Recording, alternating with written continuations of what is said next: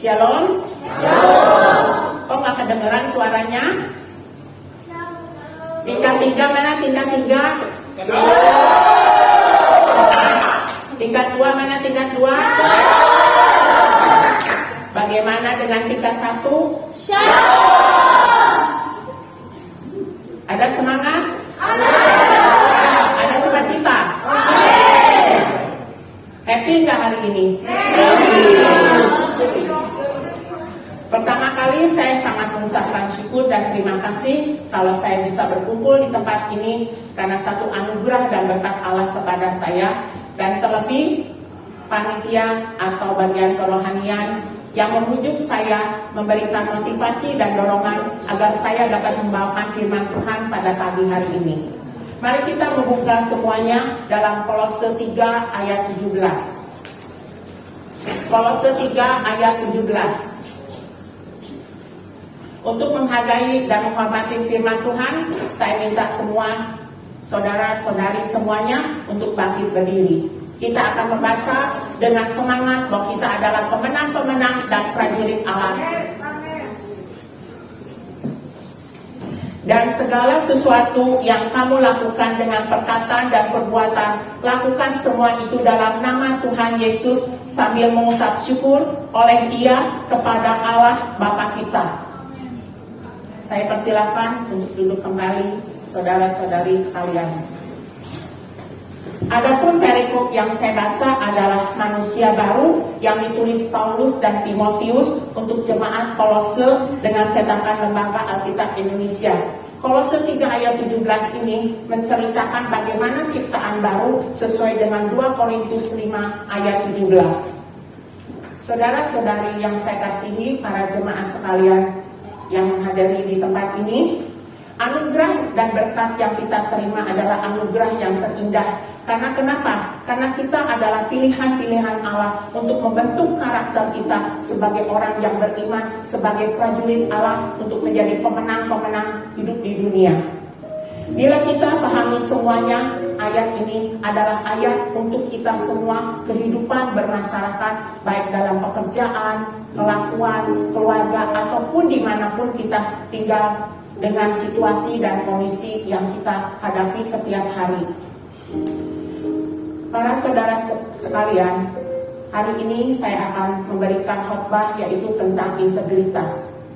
Integritas berasal dari kata integer, berarti kejujuran, moral, etika yang kita hadapi setiap hari. Karena setiap hari kita berjalan, kita bermasyarakat, dimanapun kita tinggal, masyarakatlah yang menilai kita. Bukan katanya masyarakat, tapi masyarakat dengan jelas dan nyata bagaimana kita berinteraksi dengan kehidupan masyarakat di luar sana.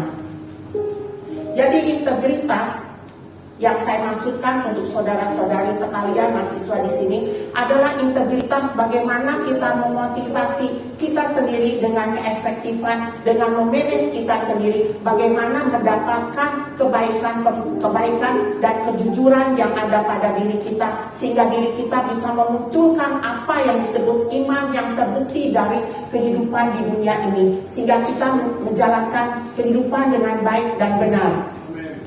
Karena kenapa? Karena kedewasaan iman adalah kedewasaan dan proses iman bagaimana jati diri kita hidup di dunia dibuktikan dengan tingkah laku apa yang terjadi. Karena niat saja di dalam hati tanpa perbuatan, tanpa kenyataan tidak akan terjadi. Apalagi kita yang sekolah atau kuliah di tempat ini, kita akan dituntut dengan satu kata bahwa iman terbukti dari perbuatan sesuai dengan firman Tuhan. Saya akan membagi tentang integritas ini dengan 3 bagian, yaitu tentang 3 aspek, 3 bentuk, dan 3 fondasi. Apa yang disebut 3 aspek? 3 aspek adalah iman, pribadi, dan pelayanan. Apa yang disebut iman? Iman adalah kita bagaimana tindakan dalam kasih dengan kejujuran. Apa yang disebut jujur? Jujur dalam diri kita sendiri, jujur terhadap lingkungan sendiri, dan yang paling penting kita jujur bisa bertanggung jawab sesuai dengan Roma 10 ayat 10. Sedangkan pribadi adalah karakter dan keselarasan kita hidup di dunia yang dapat setiap kita melangkah, setiap kita bergerak, setiap kita berkata, itu dapat dipertanggungjawabkan dengan etika norma yang ada. Apalagi kita tinggal di Indonesia, kita melihat bahwa kita sangat-sangat harus beriman dengan integritas dan aplikasinya yang baik. Karena di Indonesia cukup banyak manusia yaitu yang beragama majemuk. Sedangkan pelayanan adalah hidup dengan kebenaran yang dipimpin oleh Roh Kudus, bagaimana kita berkarakter dan berinteraksi. Sedangkan bentuk daripada integritas adalah komitmen, konsisten, dan loyalitas. Komitmen, apa yang disebut komitmen? Komitmen adalah tindakan dan hubungan bagaimana kita beriman. Sedangkan konsisten adalah kata bahasa bagaimana kita berinteraksi, kata-kata bahasa sesuai dan selaras dengan iman bahwa kita memang pejuang-pejuang dan pemenang hidup di dunia. Dan sedangkan yang terakhir adalah ketaatan dan kebenaran, bagaimana setiap insan individu iman beriman, yaitu mentaati apa yang disebut firman Tuhan. Dan yang terakhir adalah 3 pondasi. Apa yang disebut 3 pondasi? 3 pondasi adalah kita hidup berkualitas, bertumbuh, dan berdampak. Apa yang disebut kualitas? Kualitas adalah segala sesuatu yang kita hasilkan, bagaimana proses iman dengan jati diri kita sesuai hidup di masyarakat sesuai dengan Efesus 4 ayat 15. Jadi kualitas ini sangat-sangat berhubungan dengan integritas, yaitu kejujuran, moral, etika, dan akhlak.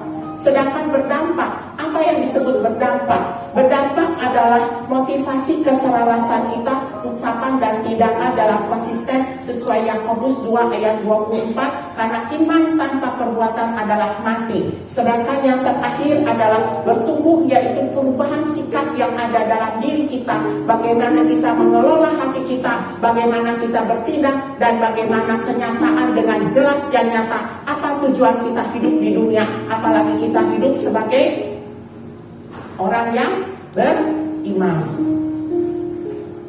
Jadi integritas merupakan perubahan-perubahan dalam diri kita yang akan menghasilkan buah dengan nyata yang sesuai dengan Galatia 5 ayat 22. Saya minta dengan sangat hormat tingkat 3 untuk membacakan Galatia 5 ayat 22 dengan suara yang jelas dan nyata. Saya persilakan tingkat 3 untuk membaca Galatia 5 ayat 22.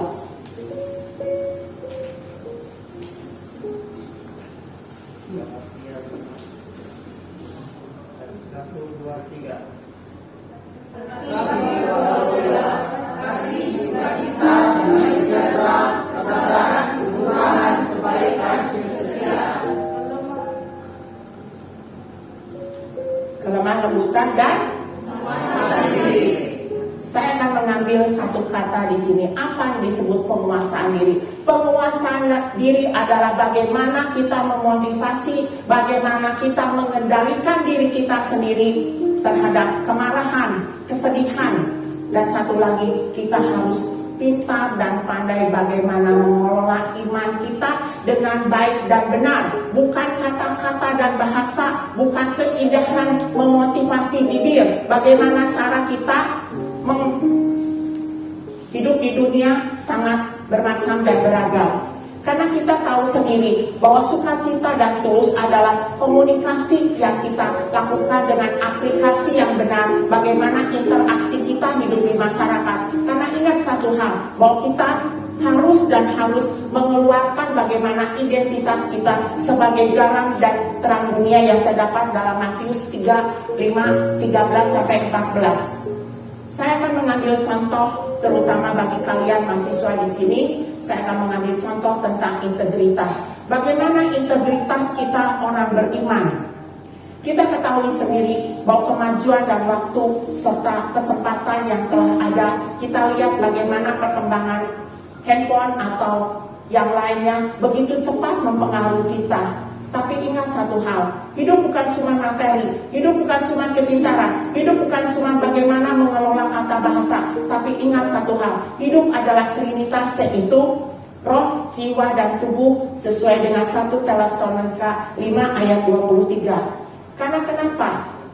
Waktu dan hasil akan membuktikan bagaimana kita dalam kehidupan. Karena Allah mempunyai cara bagaimana kita diciptakan sesuai dengan gambarnya. Hidup yang kita jalani kadang-kadang tidak sesuai dengan keinginan dan harapan. Tapi percayalah, firman Allah ya dan amin. Karena bagaimanapun juga kita adalah pilihan-pilihan Allah. Kalau kita memang pilihan Allah, kita harus mempunyai etikat yang baik, kata bahasa yang baik, jiwa yang baik, dan satu hal, pikiran yang baik. Bagaimana kita mengelola dengan baik apa yang disebut firman Tuhan dibuktikan dalam hidup. Bukan cuma berkata-kata, bukan cuma bertindak, tapi ada penyatuan perasaan dan tindakan percaya ke firman Allah bahwa kita adalah memang pemenang hidup. Jadi orang yang berhasil, orang yang berintegritas adalah orang yang memakai keringatnya sendiri, orang yang memakai tenaganya sendiri. Bagaimana dia berharap, bagaimana dia berjuang, bagaimana kita percaya bahwa apa yang disebut hidup yang berintegritas adalah proses iman, karena hasil dari perbuatan dan kasih dalam Yesus Kristus. Karena proses, satu hal yang saya akan katakan, proses tidak akan mengkhianati hasil daripada kehidupan. Untuk apa kita beriman kalau cuma teori saja?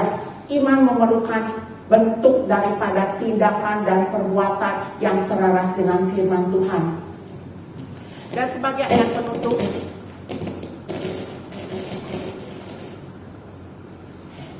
ayat penutup, saya kepingin sekali membuka Kolose 3 ayat 12.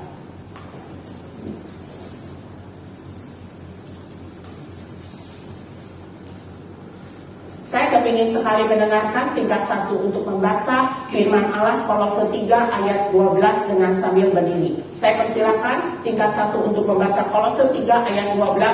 Saya minta dengan suara yang lantang, dengan gigi bahwa kita memang hidup bernaung dalam firman Tuhan. Karena itu, sebagai orang-orang pilihan Allah dengan kekudusan dan dikasihnya, dengarkanlah belas-kasihan, kerendahan hati, berlawan hutan dan kesabaran. Yang terakhir adalah kesabaran. Apa yang disebut? Saya persilakan duduk kembali. Terima kasih. Yang terakhir kita lihat bahwa kesabaran. Apa yang disebut kesabaran yang berintegritas? Kesabaran berintegritas. Tunggulah waktu Allah, tapi kita harus berusaha. Jangan bagaimana kita, dikala kita sedih, kita lupa akan segala-galanya. Dikala sedih, dikala kita merasa, Tuhan kok saya hidup sendiri. Saya akan memberikan contoh kepada kalian, betapa kalian sangat berharga buat saya. 7 bulan sudah saya tidak di sini. 7 bulan sudah saya tidak datang ke sini. Terakhir waktu bulan Mei, saya menumpang kapal laut, yaitu dari Ketapang sampai Gilimanuk. Tapi kira-kira 20 menit kemudian, kapal oleng, kapal isinya air semua. Saya berkata, Tuhan, apakah aku sampai di sini? Aku bagaimana aku mempunyai murid-murid di Jakarta, dan aku juga mempunyai kewajiban terhadap orang tuaku. Baju yang saya pakai adalah baju parasit. Setelah saya mengetahui bahwa penumpang cuma 41 orang dan awak kapalnya 12, saya berseru ke Tuhan. Tuhan, betapa tidak sempurnanya saya. Apapun yang terjadi, saya menyerahkan apapun terhadap Engkau, apalagi jiwa ini. Karena saya memakai baju parasit waktu itu sudah menjelang maghrib, yaitu jam 6 lebih, waktu Banyuwangi, dan waktu Bali jam 7. Tiba-tiba parasit saya itu kan semuanya tenggelam. Semua pada panik, semua tidak tahu apa yang akan terjadi dan bagaimana tindakan, karena semua berebut apa yang disebut jaket penyelamat. Saya tidak mendapatkan jaket penyelamat, tapi saya tahu Tuhan masih kasih waktu dan kesempatan. Tiba-tiba jaket saya, jaket parasit, itu mengambang ke atas permukaan sambil kaki saya digoyang-goyang. Memang pada dasarnya saya bisa berenang. Saya cuma satu bisa berenangnya, yaitu gaya lumba-lumba. Saya cuma bisa satu. Orang lain banyak sekali dia bisanya gaya dada, gaya bebas, gaya kata. Tapi Tuhan kasih saya cuma satu. yaitu apa? Gaya lumba-lumba.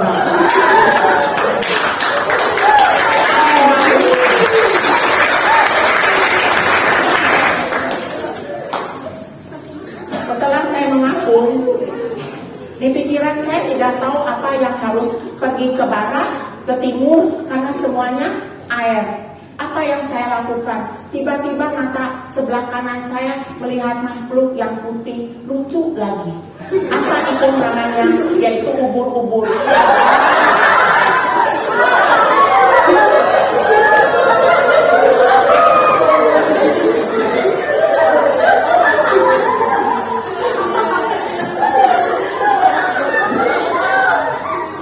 Mengapa ubur-ubur tiba-tiba ada di sebelah saya?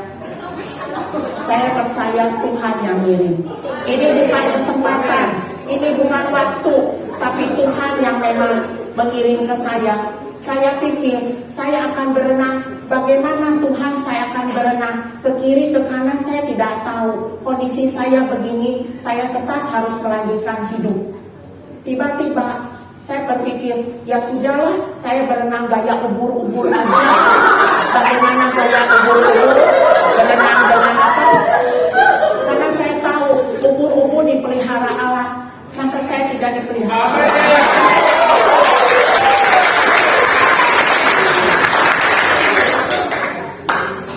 Sesudah saya berpikir, oh ya, saya kan bisa berenang gaya lumba-lumba.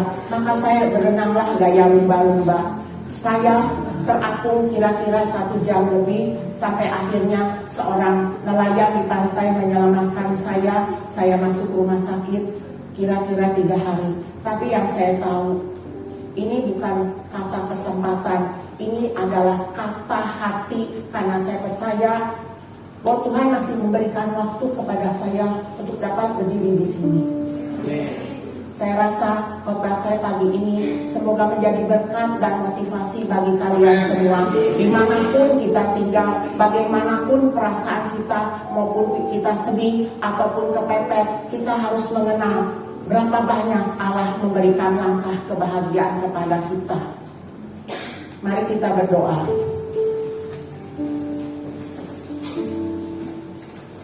Tuhan, kami sangat mengucap syukur. Kami telah mendengar dan menerima kebenaran firman-Mu. Berkati hamba-Mu yang telah menyampaikannya. Kami mohon firman-Mu yang telah didengar dapat menguatkan hati dan menjadi pedoman bagi kehidupan kami sebagai orang-orang pilihan Engkau. Tuhan, berkati kami, beri kami kesehatan yang baik agar kami melalui COVID-19 ini dengan sempurna, bahwa Tuhan ada di sisi kami, ada di berkat kami. Dalam nama Tuhan Yesus kami telah berdoa dan mengucap syukur. Amin. Terima kasih semuanya. Shalom.